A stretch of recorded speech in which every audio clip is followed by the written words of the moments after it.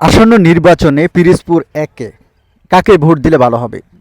অধ্যক্ষ আলমগীর হোসেন সাহেবকে নাকি মাসুদ সাইদি সাহেবকে? কাকে ভোট দিলে পিরোজপুর একের বেশি উন্নয়ন হবে? এই প্রশ্নটি রেখেই যেতে পারি। এখন আপনি বলবেন, আপনি আসলে কি মনে করেন যে কাকে ভোট দিলে পিরোজপুর একের বেশি উন্নয়ন হবে? কারণ আমরা বিগত দিনে দেখেছি যে পিরোজপুর একের যে অবহেলিত অবস্থা, বিশেষ করে নাজিরপুর থেকে আমাদের এলাকা বৈঠাকাটা যেতে যে অবস্থা, একজন গর্ভবতী মা কিংবা বোনকে নিয়ে এই রাস্তা থেকে তো যাওয়াই যাবে না, বরং সুস্থ মানুষ যারা আছি আমরা এখান থেকে যদি যেতে যাই, বিকালে অথবা যখন যাই, যাওয়ার পরে তাকে মাজা কোমরের জন্য ডাক্তার দেখাতে হবে, মাজা কোমরের ব্যথা ঠিক হবে, এরপরে সে বাসায় ঢুকতে পারবে, এরকম একটা অবস্থা করে রেখেছে। এখন এটা হওয়ার পিছনে কারণ হচ্ছে দীর্ঘদিন ধরে এই এলাকার মানুষ তারা তাদের ভোটাধিকার প্রয়োগ করেছে, কিংবা কোনো সময় করতে পারছে কি না সেটা হচ্ছে অন্য কথা, বাট তারা তাদের যে অধিকার সেটি হারিয়েছে। এলাকার উন্নয়ন বলতে যে মেইন যে রাস্তাটা সেটিই হয়নি। এখন একটা মানুষ এই ঢাকা থেকে যখন বাড়িতে যায়, 4 ঘন্টায় তারা বাড়িতে চলে যায়, কিন্তু নাজিরপুর থেকে বৈঠাকাটা যেতে প্রায় 2 ঘন্টার মতো সময় লেগে যায় অটো কিংবা মাহেন্দ্রা করে।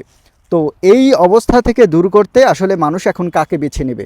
অধ্যক্ষ আলমগীর সাহেবকে নাকি মাসুদ সাইদি সাহেবকে? এখন জনগণের হাতে এই যে প্রশ্ন, এবং এই জনগণের হাতে এখন যে চাবিটা, এটাই হচ্ছে প্রধান চাবি। কারণ জনগণ সময় পায় শুধু এই নির্বাচনের সময়, যে তার একটা উপযুক্ত ভোট আছে সেই ভোট প্রদান করে তার রায় দিতে। নির্বাচিত হওয়ার পরে এই যে যারা এমপি প্রার্থী হন তারা কি সিদ্ধান্ত নেবেন ও এলাকার উন্নয়ন করবেন কি করবেন না, এটা সম্পূর্ণ তাদের উপরে নির্ভর করে। তারা যদি চায় উন্নয়ন করতে পারে, তাদের যদি না চায় উন্নয়ন হয় না বা হবে না। এখন বিষয় হচ্ছে আমরা আসলে কি পাই, যারা আমরা সাধারণ মানুষ আছি, আমরা যারা ভোট প্রদান করি, আমরা একটা ভোট প্রদান করার জন্য যারা দূর দূরান্ত থাকে, 2 থেকে 5 হাজার টাকা খরচ করে এলাকায় যায়, হাসি ঠাট্টা করে, উল্লাস করে, এরপরেও তার নিজ খরচে গিয়ে সে একটা ভোট প্রদান করে, কারণ সে ব্যক্তিগতভাবে তার কাছ থেকে কোনো ফায়দা লুটতে চায় না, বা ম্যাক্সিমাম মানুষই তার কাছ থেকে বা তাদের কাছ থেকে নগদ কোনো অর্থ চায় না।